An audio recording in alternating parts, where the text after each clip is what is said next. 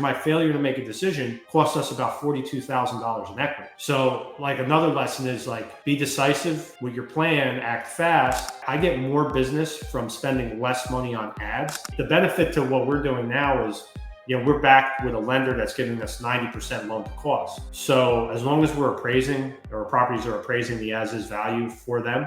Welcome everyone to another episode of the Investor Deli Podcast. I'm your host, Manifesting Mando on IG, and I have a great guest for you today, one of Tri-State's best, Jason Staine. Awesome. Thank you. Thank you for having me. It's an honor. I've been following your podcast for a while, so I've been meaning to get on here for a while. Oh, man, I appreciate the support. Like I was telling you, I was out of commission for about a month, and my technology was acting funny. And like I told Jason, I just turned it off. I said, I'll be back to you, and hopefully it'll be working again. And exactly what happened. Voila. I rolled the dice. I said, yo, who wants to be back on the podcast? My brother hit me up first. I said, let's go. So I'm excited to be able to connect with you and tell the story of what you've been up to. So technology either fixes itself or you hit it with a hammer, right? It's like one of those two things, right? Oh, you know the dealie. So let's get into some of your world, what you've been going up to. I like to premise it. Me and Jason are in the same community. I don't call it like a mastermind. I call it like a country club, very exclusive, right? For high level people trying to make differences in their life. And it's named Owners Club. And it's with Pace Morby. Can you tell us a little bit about yourself and your journeys and kind of how you got to the place?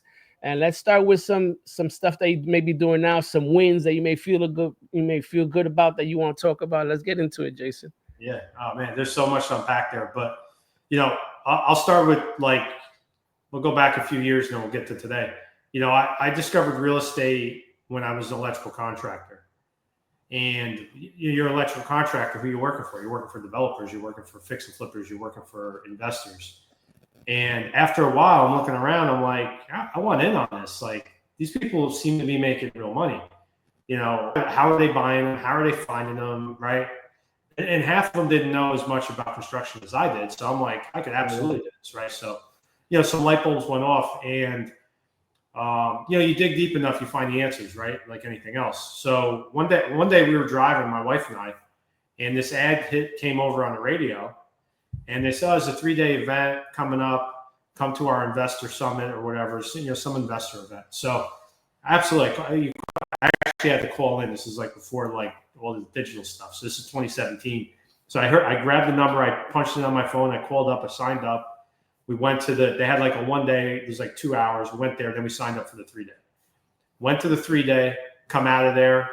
I'm done. I'm convinced. This is like May of 2017. So I'm like, all right, what do I got to do first? Let me figure this out. So I go to YouTube and start watching everything you could possibly imagine.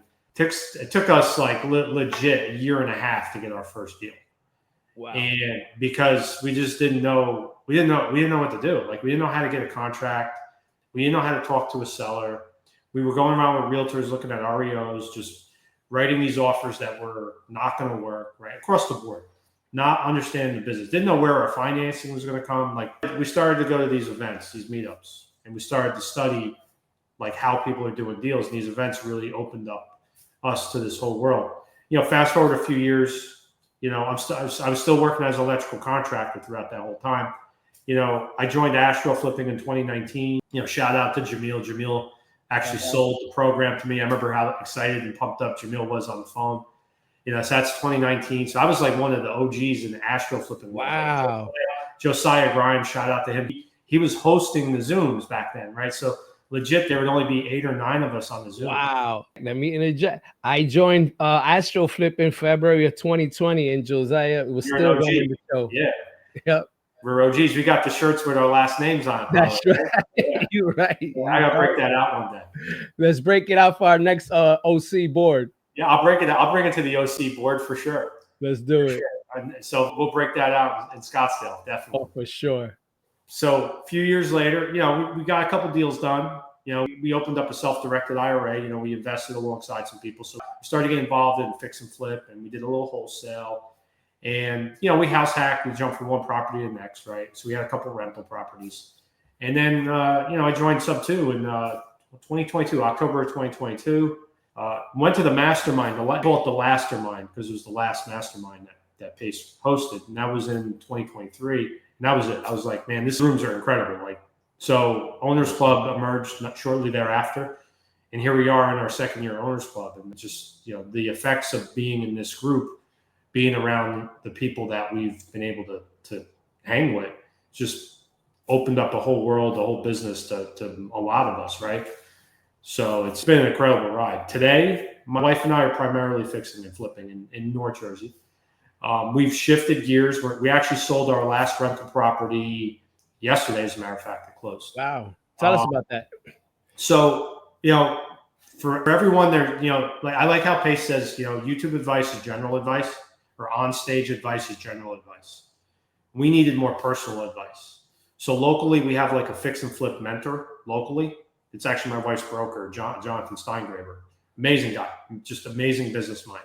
So he did a deep dive with us for about 3 hours. We opened up our books. We've never opened up our books like that. This is back in May. And he looks at it, he goes, all right, I can see you have a lot going on.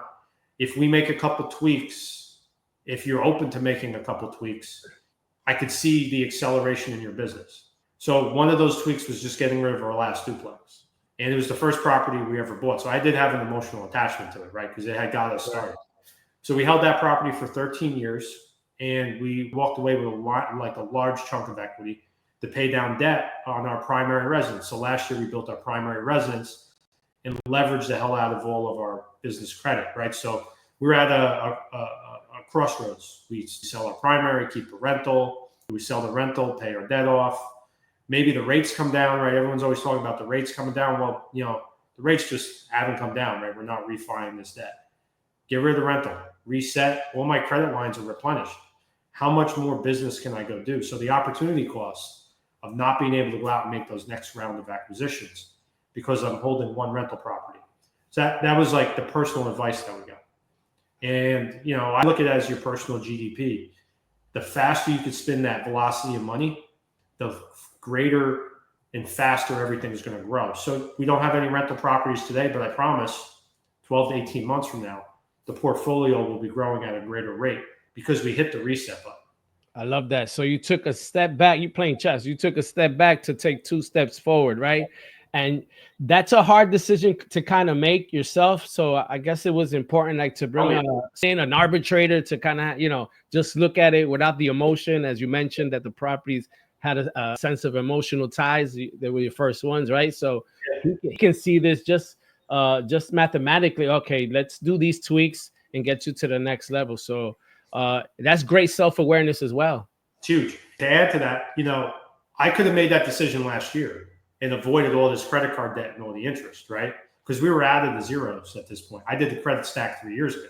Okay. So we did the math, right? Our average interest rate on our credit card debt was 22%. Yeah. And we had north of $300,000 of credit lines. So I have a lot of business credit for my contracting business. So you do the math, that's 60 G's a year, in interest. It's a lot of money. How are you going to get ahead? You're working extra hard. So I should have parted ways with this property last year. And my failure to make a decision, because my wife's like, we should probably let it go. I just didn't want to do it.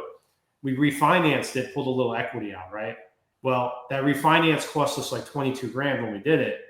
And then I had an early prepayment penalty on the debt. So that cost another 20 G. So actually my failure to make a decision cost us about $42,000 in equity. So another lesson is be decisive with your plan, act fast, and then execute the plan. Now, if the plan doesn't play out the way you expected, that's part of the business. But, lack of decision-making, sometimes it costs. So I'd rather have that 42 G's in my pocket for sure, right? Then you're like, all right, it's a hard lesson to learn, but it's a necessary lesson. So you also said that's a great story and a great lesson for people to make decisive decisions and be mindful of these credit card stacks and kind of know the timing of them as well. It's very important to stay on top of the timing because there is expiration dates on these cards, especially on the 0% side. And you don't know this until you really know it. And maybe you're into a project and you see the horizon, like, man, I think I might incur a problem here. You know what I'm saying? So be mindful of little things like that. If you ever go down that journey using business credit, again, it's a great resource, right? It's a great a tool to have. To just be mindful of that. Oh, yeah. There's a science. There's a science. There's an art to it. So I totally get it because I'm in that space as well. And you really don't know that experience until you're literally doing it, right? So now you're living in it and immersed, and now you can see. Like I use the money to invest in projects, so now you have to see the timeline, right? That exit and time it with your card. So I know the experience from 0 to 25%, right? And it's like jarring. It's like, oh man, like, because the payments, it's all principal payments, right? And it's 1% of the debt. And it's like, and all of a sudden that interest rate hits if you're not done with the project, if it's not sold, if it's not refied, it can be a shocker. Yeah.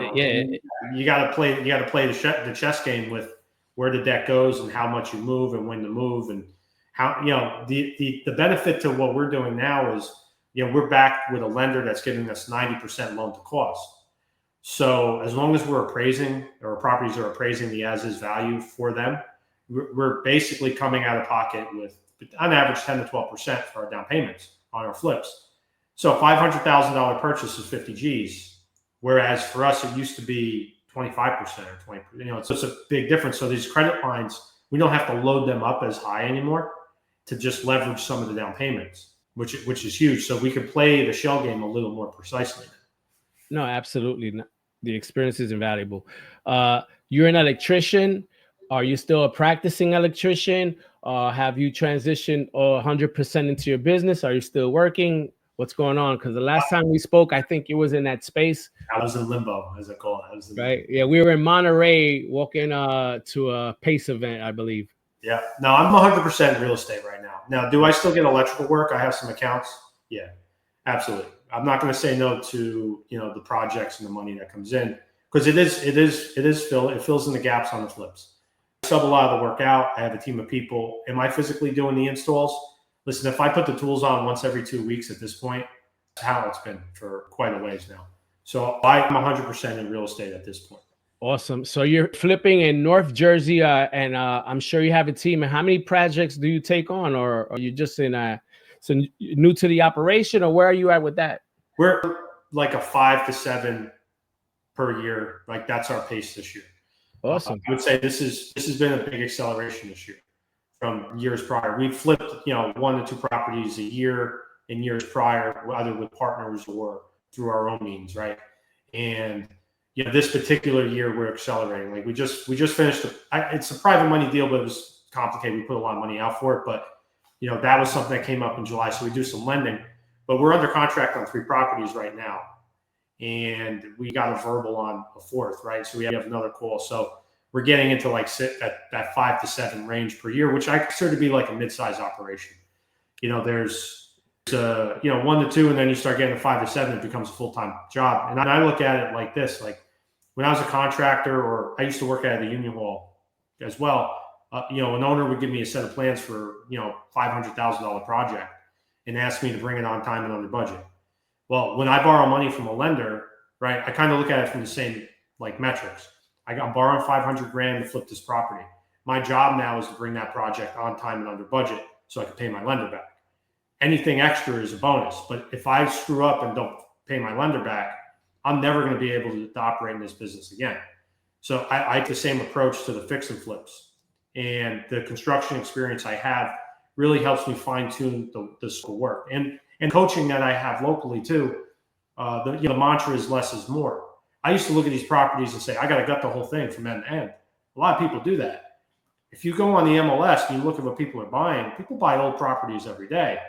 So when we look at our rehabs, I go, all right, how little do I need to put into the property to get it sold and go home for someone, where I'm not shooting for the moon on the pricing?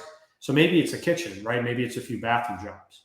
Maybe it's the HVAC or the major mechanical's good. So if we take care of the infrastructure stuff in the house and we didn't overdo the whole house and someone's still very happy to buy it, it's a win. And we get in and get out at a quicker clip. Okay, so that's the niche, and that's the space that you kind of figured out for yourself is. Absolutely. Okay, I like that. 'Cause I was going to ask you what type of projects are you doing, but I see that you identified them. I guess time in the business will tell you, hey, I could just do this, right? Little add-ons, and knowing your perspective on the market and what's moving, Yes. you know what people are desiring, and you just provide it. I like that. Now, as we get, I mean, I like new construction too. I mean, that's just like, it's ingrained in me. Like, this is all new construction here. It's like a new car. When you open that door, you get that new it car. like hits you in the face, right? But it could be a 10 to 14 month project, depending on permitting and processes and variances, right? So, I look at it like, could I do a couple new constructions along the way with the right team and the right lenders and the right conditions? Probably. And I could do these turns in between. So I look at both ends of the spectrum. So I'm opposed to doing a longer, drawn out battle of a project. But I think a lot of people that stay in that space, now you're becoming a developer. And that's a whole different aspect of this business. It's one thing I think to do like one or two occasionally. But if you're doing 20 developments, I know people that do developments, that's all they do. And then the people that do the fix and flip, that's all they do. They just acquire, work with what's there, and get it to the market. Two different worlds. No, absolutely. And let's get into some your pitfalls that you've encountered. Let's get into some of those pits of hells in the business that you're in, that stuff happens and you're like, oh man, how do I pivot? What was the lesson in there? What did I learn?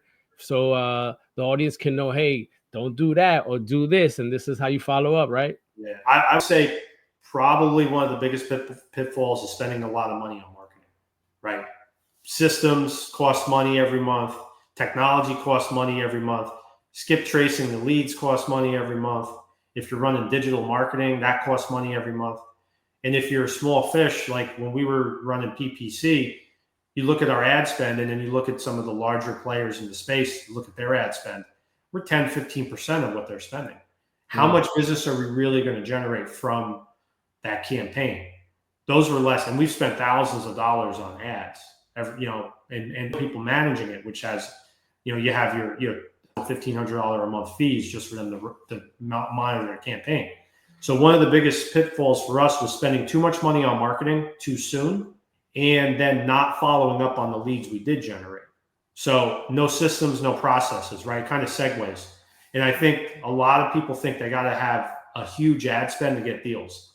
I'm finding right now, and this is not to brag, I get more business from spending less money on ads right now than I ever did in my entire investing, timeline. So I don't spend much money on ads. I to coin Johnny MC, direct to relationship. I like being direct to the relationship, whether it's a wholesaler, whether it's an agent. If I can get an agent paid 2, 3, 4 times a year, that's a good relationship. And that's for both sides. Because now we're finding an opportunity in a marketplace that we could flip, and they're finding an opportunity to work with someone that's closing, and they're getting commissions. So it's like a beautiful thing. And we do spend a little bit of money on some text messaging campaigns and some cold caller campaigns, right? But it's not like it was where we were dumping $5-6 grand a month into these campaigns. Yeah, shout out to Johnny Mac. And so I get it. So you're going over more of a quality, getting to know people that the hand count back, where I call it being a sniper. I'm going into the marketplace. I'm not casting a huge net out. I'm just talking to people. All right, yep, I want to work with that person. We resonate. And then, whether it's today, tomorrow, 3 months from now, there's opportunities.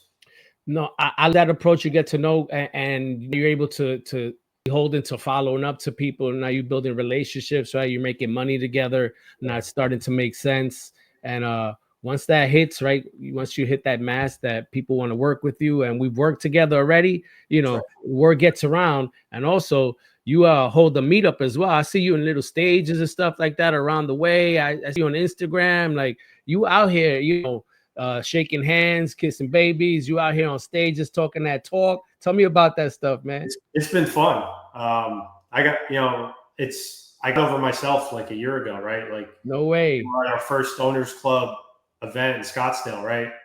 I remember talking to I think his name's Steve, right? Steve's he's all of the things, right? And he said to me, he goes, after we just gave all this stuff to you guys to go do social media, He's like, don't come out to Boston unless you launched your YouTube page and started posting. And I took that to heart. I'm like, Pace gave us the keys to the city with really just like, if you do these 5 to 6 things for the next 60 days, then do these next 5 to 6 things for the next 60 days, you'll build a social media following. And I got the task. I'm like, all right, I need to just start doing. Now, am I as consistent as I should be? No, not at all. But I did the meetups with a few other people. We've migrated and done with other people, and that's been helpful. I've documented it, so we got a lot of content from that. I started to record myself just actively doing whatever I'm doing, even if I'm just in my truck driving. And the on that has been people reaching out to me. So to go back to like the part, if I don't make any dials, like this week, I didn't make any outbound calls, but I had probably the most amount of properties to analyze than I've had in months, just from things organically filtering in, from people texting me, from agents reaching out to me. And that's because it goes back to the avatar thing, right? If you don't know yourself, you're going to struggle in this business. So all the times that I was struggling in this business, trying to be a wholesaler, I don't have like a natural sales ability.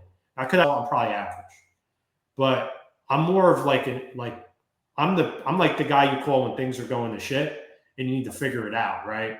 And I come in and I just like, well, problem solved, we got it done. So when people call me with these complex problems, I go right to work. My brain just goes right into high gear. All right, how do I solve this? And I start coming up with all these solutions. That translates well to some people and not as well to the sales game when I'm talking with the owners trying to put it all together.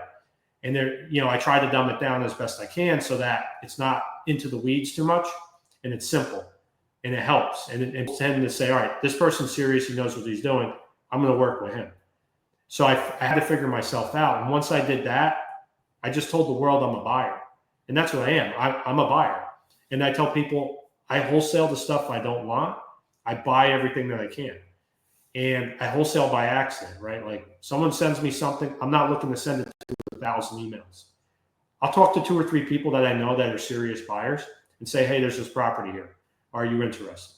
The wholesaler or agent's looking for a buyer. That's it. I don't go any further than that. And sometimes we put stuff together. Keep it simple. No, the approach, how you getting traffic by, kind of following the credo that out there is literally get out there. And it's just being consistent, right? Just kind of staying consistent and that task. And you'll see the results. Like you said, the magic is in the work you avoid. Pace always says that. And I always remember these beautiful quotes. They just make so many sense, right? So shout out to Pace as well. And let's kind of get into the Mizar Hero, or I call the segment where you win a vision cast, where you want to be, where you envision your business, where you envision you being in a couple years, and what's going to take to get there. I'll start like 12 months out, right? Like I said, I sold my last rental yesterday. This is like the reset, like you said, 1 step back, 2 steps forward. Yep. I want to get to a point where we're consistently closing at least 1 fix and flip a month next year. I don't want to go beyond that because I do think it starts to become very cumbersome and clunky. So if I'm going to go and do more fix and flips, I might as well do just bigger, more pricier projects with bigger margins, right? Less is more, right? The same thing, right? The economies of scale. Same thing like in multifamily, right? You have 2 doors, you have 20 doors in a location, or you have 10, 2-door locations. So the future I see for me is the fix and flip business continues because that's now my active income. We do a little bit of lending in the middle of that. That's like tier 2. And then 18 months out, 12 to 18 months out, we start to become more intentional in the types of properties we hold. And I think for me, I'm turned off by small residential properties as rentals now. I don't want to go there. I want to go into the bigger space, into the commercial space. And I haven't exactly identified what types of commercial properties I'd like to own, but I do see a few outliers like light type properties where it's just commercial companies operating in there for many years on end as a possibility. I am attracted to RV parks. I know it's wildly popular. I haven't taken really a lot of time to study it, but I do see it as 2 parts, land and the business, as being an asset in your books. Multifamily aside, like if I come across a great multifamily deal and I'm in a position to raise the capital and buy it, I'm not going to say no. I would say that that's the future. Now, I know a lot of people in owners club group, their Mount Everest is, there's some incredible Mount Everest, right? Like helping veterans, the homeless, women that need help, right? Domestic violence, abuse. Yeah. And I feel selfish in a way, like my Mount Everest is not robust like that, right? It's not, my Everest is very self-serving, but I do believe that I can't take care of anybody else until I can take care of myself.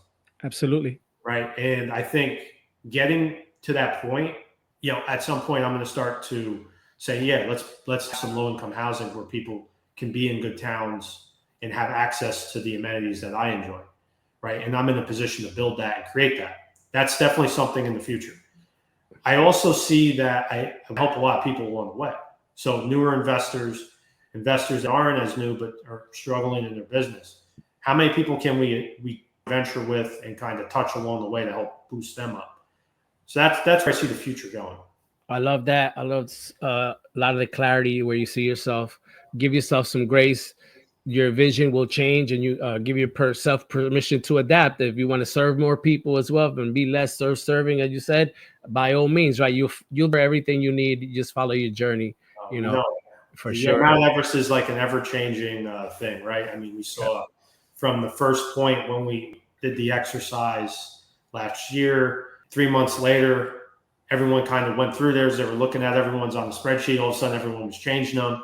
Fast forward to today, people are still working on them. People are still changing, right? It's an ever-change. There's never like a line in the sand where you say, I made it. That's it. It's over.